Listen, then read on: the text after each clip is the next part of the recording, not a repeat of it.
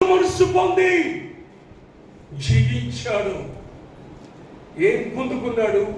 పరలోకములో ఆ జీవవృక్ష ఫలములు పొందుకున్నాడు. ఆ భుజించే గొప్ప భాగ్యాన్ని సంపాదించుకున్నాడు. నా ప్రియమైన దేవుని బిడ్డలారా, తన తప్పిదలను మనం తెలుసుకొని పశ్చాత్తాపడాలి. అంతే. చాలా మందిని తన తప్పిదముని తప్పు చేశానని సంగతి తెలుసు చాలా మంది, కానీ ఏముండదు, పశ్చాత్తాపం లేదు. ఏ విధమ్మా? పశ్చాత్తాపం లేదు. పశ్చాత్తాపం రావాలి. 2వ కీర్తన గ్రంథము 50వ కీర్తన 15వ వచనం. 50వ కీర్తన 15వ వచనం చదువు త్వరగా. ఆపద కాలమున నన్ను గూర్చి మొరపెట్టుము, నేను విడిపించను. ఏం చేశాడు? శిలువలో అర్థంగా మొరపెట్టాడు. తండ్రి, నీ రాజ్యం యేసు, నీ రాజ్యం వచ్చినప్పుడు నన్ను జ్ఞాపకం చేసుకో. నేడు నాతో కూడా పరదేశంలో ఉండు. కీర్తన 32వ కీర్తన 5వ వచనం. కీర్తన గ్రంథము, నా దోషమును నేను కప్పుకొనక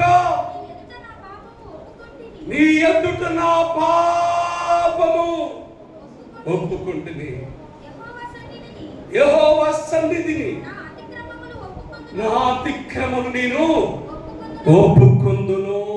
ఏం చేశాడు ఈ దొంగ? ఏం చేశాడమ్మా? చెప్పండి.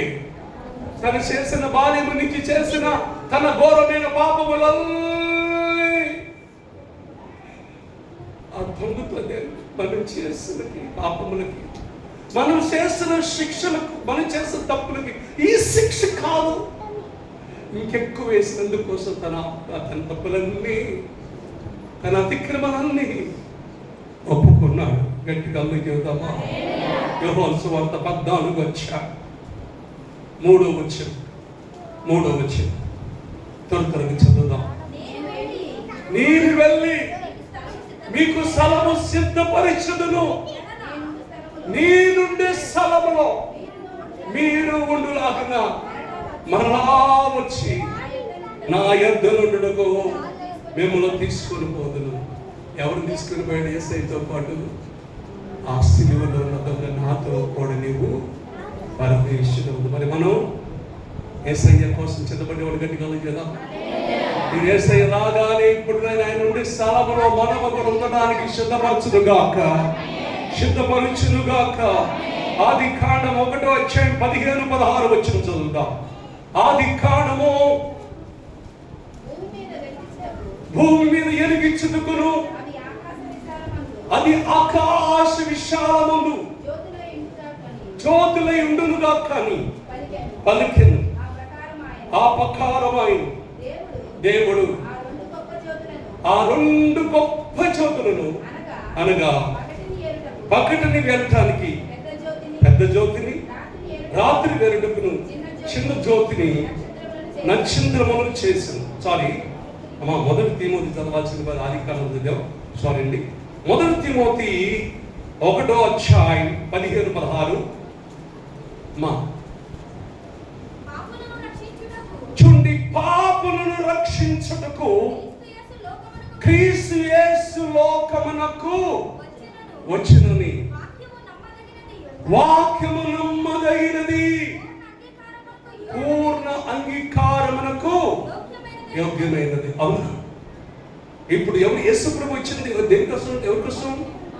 అయ్యా నేను పరిశుద్ధున్నాను వాళ్ళు గట్టిగా చెప్పండి. ఎవరు లేరు, అందరూ పాపులమే. అవునా? అందరూ పాపులే. యేసు ప్రభు వచ్చిన దేనికోసం అంట? నేను పాపిని, ఘోరమైన పాపి, నన్ను రక్షించటానికి, నన్ను రక్షించటానికి యేసయ్య వచ్చాడు. గట్టిగా చేద్దామా? అందుకోసమే ఎవరు ఆయనందు విశ్వాసం ఉంచిన వాడు నశింపక నిత్య జీవం పొందినట్లు దేవుడు మనకు అనుగ్రహించాడు. అందుకోసమే ఆ శిలువలో ఉన్న దొంగకి ఏం దొరికింది? పాపి అయిన అతనికి పరదేశిలో స్థానం స్థలము దొరికింది. చూడండి, లోకా సువార్త 19:10 నశించిన దాన్ని తిరిగి రక్షించుటకు మనిషి కుమారుడు వచ్చును. గట్టిగా చేద్దామా? హల్లెలూయా. ఏప్రిల్ రాసిన పత్రిక 7:25. ఏప్రిల్ రాసిన పత్రిక ఈయన ద్వారా చూడండి, ఈయన ద్వారా దేవుని యొద్దకు వచ్చు వారిని పశ్చిమున విజ్ఞాపన చేయుటకు నిరంతరము జీవించుచున్నాడు కనుక వారిని సంపూర్ణంగా రక్షించుటకు శక్తిమంతుడైనాడు. గట్టికి సపడు. ఇవన్నీ రాసుకోండి నా ప్రియమైన దేవుళ్ళారా, రాసుకోండి. ఈ వాక్కు మళ్ళీ మీరు ధ్యానం చేయండి. అర్థమైందా? ఆ రోజు శిలువలో ఉన్న దొంగకి ఆయన పశ్చాత్తాపడ్డాడు. మనం బాప్తిసం తీసుకున్నంత సేపట్లో పరలోకానికి కల్లా ఎప్పుడు మన తప్పిదములు ఒప్పుకొని మనం మారు మనసు పొందుతామో అప్పుడు మారు మనసు తగిన ఫలాన్ని మనం పొందుతాం. మన తప్పిదములు ఒప్పుకోవాలి. మన పాపములు ఒకరిని నువ్వు తప్పు చేసి నీ భార్యను ఒక మాట అన్నా నువ్వు క్షమించమని అడిగాలి. ఒకరు నీ భర్తను ఒక మాటని నీ భర్తని క్షమించమని అడిగాలి. నువ్వు క్షమించమంటే ఒకరు గుర్తుంచుకోండి, నీ తప్పిదం ఏంటో క్షమాపణ నీకు దొరకని పశ్చాత్తాపడాలి. ఆ సిలువలో ఉన్న దొంగ పశ్చాత్తాపడి పడ్డాడు. ఫిలిప్పీయులకు రాసిన పత్రిక 1:23 1:23 చదవండి. ఈ రెండు మధ్యలను ఇరుకును పడి ఉన్నాను, నేను ఎడలిపోయి నిన్ను క్రీస్తుతో కూడా ఉండవలనని నాకు ఆశ ఉంది. ఎవరంటున్నారు అమ్మా? ఎవరంటున్నారు? పౌలు గారు అంటున్నాడు, ఈ రెండింటి మధ్యన నేను ఇరుక్కుని పడి ఉన్నాను, నేను ఎడలిపోయి ఎక్కడుండాలని. అమ్మా, ఎంతమంది అనుకుంటున్నారంట? ఎంతమంది అనుకుంటున్నా? నేను ఈ లోకం విడిచిపోయి చెయ్యొద్దండి. ఈ లోకం విడిచిపోయి ఎల్లప్పుడూ ప్రభువుతో ఉండాలనుకుంటున్నారా? లేదు అమ్మా, ఉండాలనుకుంటున్నారు. ఉండాలంటే ఏం చేయాలి? ప్రభువా, నీ రాజ్యం వచ్చినప్పుడు నన్ను జ్ఞాపకము చేసి మోకరించండి. పేదరికని కలిగిన వారు ఒకరు ప్రార్థించండి. మోకరించడం అంటే మామూలు మోకరించడం కాదు. నిలువు మోకాళ్ళ మీద నీ 2 చేతులు పైకెత్తి, కుర్చీలో కూర్చున్న వారు 2 చేతులు పైకెత్తండి. 2 చేతులు పైకెత్తి దేవుడు మంచిగా మాట్లాడున్నాడు. మనతో మాట్లాడి ఉన్నాడు. స్త్రీల్లో ఎవరైనా పేదరికని కలిగిన వారు ఉంటే ప్రార్థన చేయండి. మా స్త్రీలో ఎవరైనా పేదరికని కలిగిన వారి వాక్యాన్ని బట్టి ప్రార్థన చేయండి. లేచి నిలబడినప్పుడు చేయండి.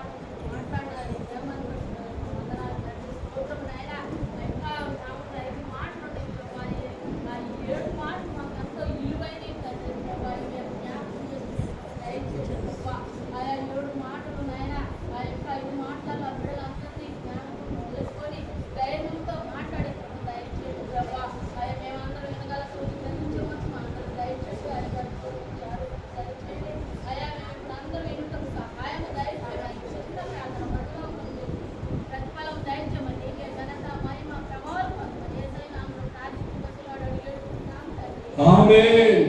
ప్రభు నీ రాజ్యం వచ్చినప్పుడు నన్ను జ్ఞాపకం చేసుకును, ఇప్పుడే నాతో కూడా పరదేశంలో ఉందో గాక. ఇక్కడ చేతులు వచ్చిన ప్రతి ఒక్కరు కూడా ఆయన మనల్ని జ్ఞాపకం చేసుకున్నాను గాక.